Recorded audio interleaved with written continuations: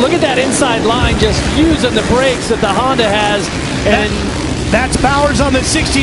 He's trying to get around him, and Baggett coming along as well on the number 4. Bowers, look at that. That triple after the finish line is quicker, and it sets you up on the inside. I don't know why very few riders are using it.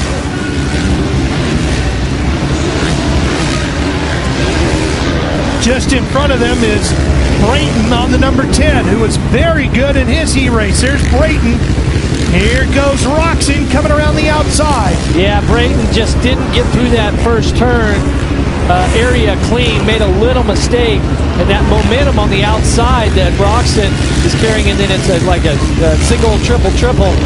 Cooper Webb and Roxon's teammate, Seeley, all in this next group.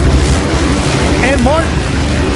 Oh, Webb gets the hops, and that's going to allow Roxon. Okay, now let's see if Roxon goes outside. Watch this triple. Oh, no, he didn't pull the trigger. He might not have jumped it here in the heat race. He might not feel comfortable with that. Boy, he jumps into those whoops and carries a tremendous amount of speed, Ricky. Yeah, he sure does. He keeps his momentum up, has a lot of speed, gets into him, almost jumps into him, gets on top of him, and floats right through there. Weston Pike, an impressive run in third. Jeff, Weston Pike certainly one of the fittest riders in the entire sport. Well, he is. He definitely has that sort of bulldog image, but what he's done from when we first saw him in Monster Energy Supercross is he's also worked really hard on improving his technique and his skill to match what he can do physically. Pike in third, hasn't had a podium since he finished third in the season finale in Las Vegas in 2015. On his way here tonight. He's got Musquin coming inside. And there goes Marvin, the French rider, taking the spot away. Let's see if Pike here, let's see if he tries to get back to the inside. No room there. Tomac on the right side of your screen. Now, I do find it interesting here with Musquin, and then he's got Anderson just behind him.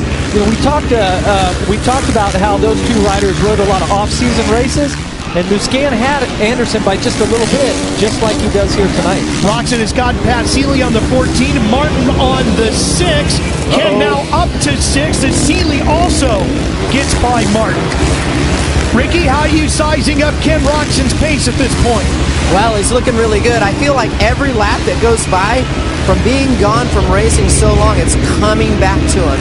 Each lap is a little bit more confidence and is going. You can see it rising. The attitude and his riding style is changing. It's really looking like the Ken Roxon we all know and love. Pike and Anderson fighting over fourth here. Jason Anderson on that Rockstar Husqvarna number 21. And Weston Pike having a really nice effort here tonight on the Auto Trader. Joe Gibbs Racing, Yoshimura Suzuki Factory Racing Machine, number 34. Well, there's just over 45,000 fans here packed into Angel Stadium of Anaheim. And when Anderson made that move on Pike, that was for fourth even. The crowd was coming alive. Now let's see. Oh, that could have been massive as Roxon's foot comes off. Oh, wow, was that close, Jeff? Yeah, that's the same section where Dean Wilson had that hard crash. Here it is right here, because you're trying to jump over and like kind of stay low through all that.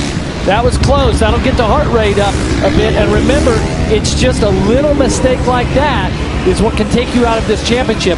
And as good as Roxon has been through his career, as fast as he has been at times, he's won main events. He does make those little mistakes, but that time he pulled it off. He's got a tendency to do those little things, and that's because he's pushing the limits right now. All of the riders wear a patch on the backside of their riding pants, and Roxon's tonight says bleed for this, and I think that says everything about how far he's willing to take it, Jeff. Yeah, I can't add anything to that. That speaks for itself. But Tomac is down. Eli Tomac, who was over. Barsha is down, and guess who is leading here at Anaheim? Well, that was my first question. Can Barsha put himself back in the conversation? And remember at the top of the show when we talked about the championship contenders, I didn't add Barsha in, but the top four, they all have weaknesses, and that's why they couldn't beat Ryan Dungey. And now they've made these little mistakes along the way.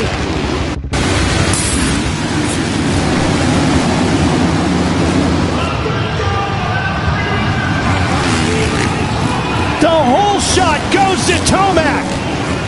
Barsha's right there with him. Around the outside goes Barsha. He's solidly in second. Martin's there in third.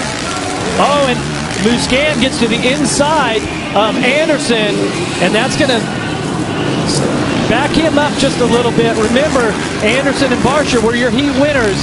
Roczen's a little bit deeper in the field, inside the top 10. How about Martin there, the 6 on that Geico Honda? He's a spoiler. 250 rider on the East. Good battle here as Pike moves past on the number 34. Weston Pike making things happen for the Joe Gibbs Racing Team. Tomac just 2 hole shots last year, Phoenix and Daytona, and he opens up 2018 with 1. Looks like Muscan's made some good moves here through the pack. He's going to come through in 4th.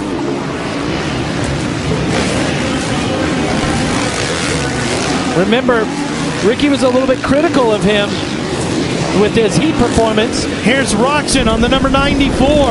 Right now showing in 10th. Oh, look at that inside line, just using the brakes that the Honda has. And that's Bowers on the 69. He's trying to get around him, and Baggett coming along as well on the number 4.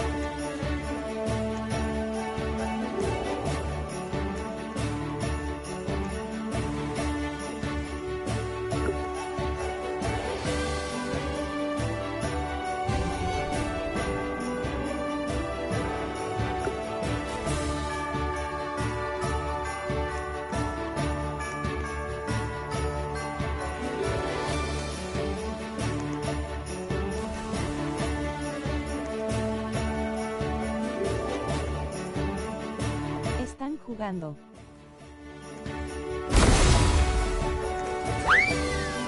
KO! KO!